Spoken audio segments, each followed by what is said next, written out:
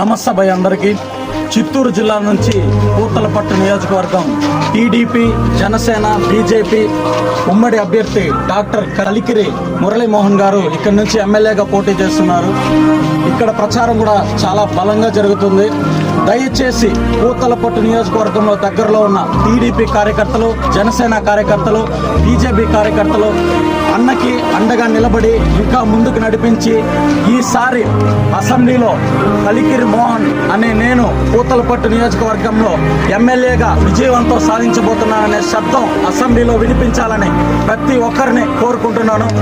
Jai Janasena, Jai TDP, Jai BJP, Jai Hind.